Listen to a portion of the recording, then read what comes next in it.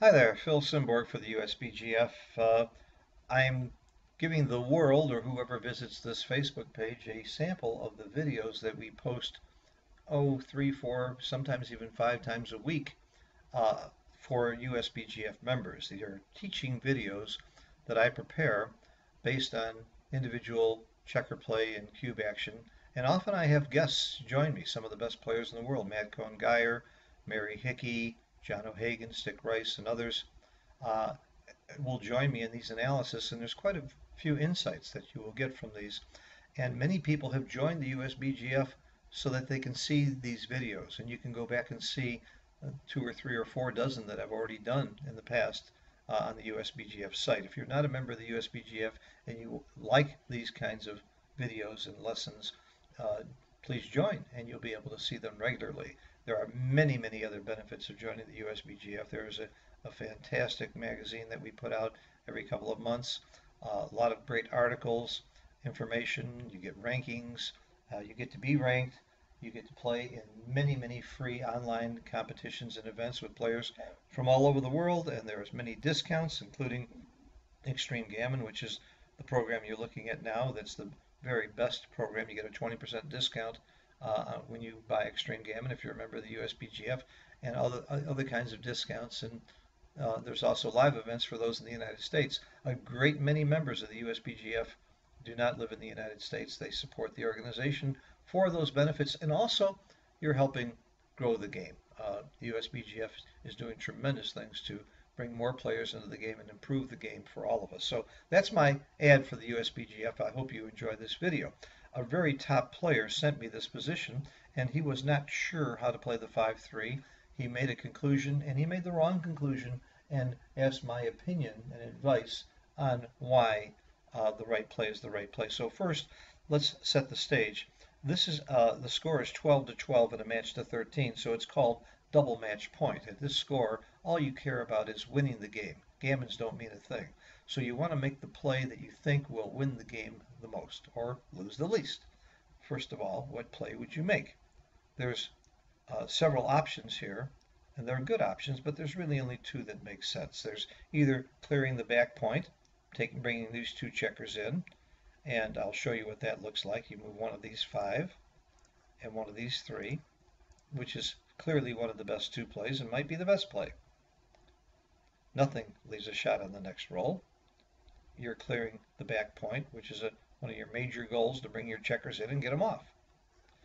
There's another option that's a very reasonable option, and that's making the 2-point. By the way, clearly making the 2-point has great advantages in other scores because you certainly will win more gammons with this play. Uh, Blue might not come in for a while and he's much more likely to get trapped, but is it the right play when gammons don't matter at all? What are the advantages of hitting him and the disadvantages? Again, I don't see anything that leaves a shot next time, except, how does a 6-4 play? Looks like that would leave a possible shot. If he's still on the bar, it would be an indirect shot, but you'd have to play this 6 or you'd have to play this 6.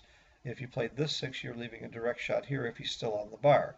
If he comes in with a 4, 6-4 wouldn't leave a shot because you could play behind and play this 4. But if he came in with a 1 and you rolled a 6-4, you'd be hitting him here and you'd be leaving a direct shot. If you played this 6, again, you can't play the 4 here. So there is a possible way to leave a shot if you make the 2-point and not if you do the other one. Would that swing your play? Would that make you want to make the other play? So what play would you make?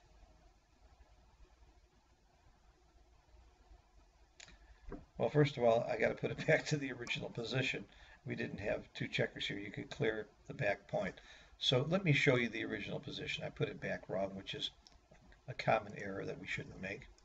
And I'm going to bring up the play. And you can see the answer. I've rolled this out.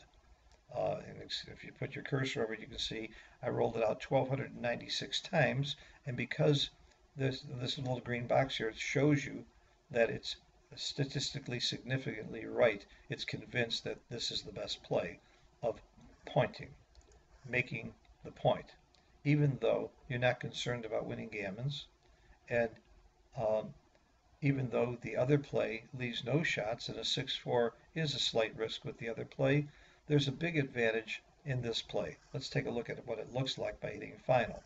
When you make this play, you gain quite a bit if your opponent comes in on the 4-point. That's 11 times where he rolls a 4. Of course, he could roll a 4-1 and choose to come in on the 1-point. That could happen too. But there's a lot of times where he comes in on the 4, and now he's out of your hair. There's no chance of that double shot that you might leave if he has a checker on the 2 and the 4. There's a downside to this. What if he comes in on the 1-point? Then, yeah, he can still, by being further back, that is a little bit more of a threat to you. But how much more of a threat is that? How often does he come in on the 1-point? That's 11 times. What about the 16 times he doesn't come in at all? 16 out of 36 times he rolls combinations of 2, 3, 5, and 6. By the way, there's a shortcut there. I have 4 points made. 4 times 4 is 16. 16 times he won't come in. So you gain a lot on the 16 times he doesn't come in because you can start clearing these points much more easily. So you gain on the 16 times he doesn't come in, plus 9 of the times he rolls a 4, because 2 times 1, 4, and 4, 1, you could choose to come here. You gain on 25 of the 36 rolls by putting him up and taking him off of this point. Yeah, even if you do lose something on the 11 rolls that he rolls a 1, you don't always lose because you don't always leave a shot. Sometimes you might be forced to hit him loose. If you do hit him loose, he only hits you back with a 1, which is 11 out of 36, which is 30% of the time. So when you take the gains versus the losses and the risk and reward, you're about a 0.043, roughly 4% better off by making the point, even at double match point. Now, again, if it wasn't double match point, if you took a normal match score, and in a normal match score, you would probably see blue holding the cube here. You would see it's even hugely right. Instead of a 4% to make the 2-point, it goes to twice as high, about 8%, because not only are you winning more games, but you're also going to win more gammons. About 3% more often you win gammons by making the point. So you have to look at risk and reward. You have to go through all the rolls, and you have to measure the value of both. Most of the time, the gut reaction of this good player that sent this to me, and most people, would clear from the back, especially when there are no shots left. But you gain a lot by getting rid of this checker and giving him the potential for a double shot, especially when he doesn't come in or rolls the 4. And again, your odds are 25 to 11. How much worse are you if he's on the 1-point than on the 2-point? That's the other thing you measure. Even though he is a little bit better on the 1-point, it's not that much better. You haven't lost that much by pushing him from the 2-point to the 1-point. Hope you enjoyed this. Click on the USBGF benefits on this page, and please join and support this organization, and you will be able to watch a lot of videos like this and see a lot of the other benefits that we have to offer. Thank you for watching. Bye-bye.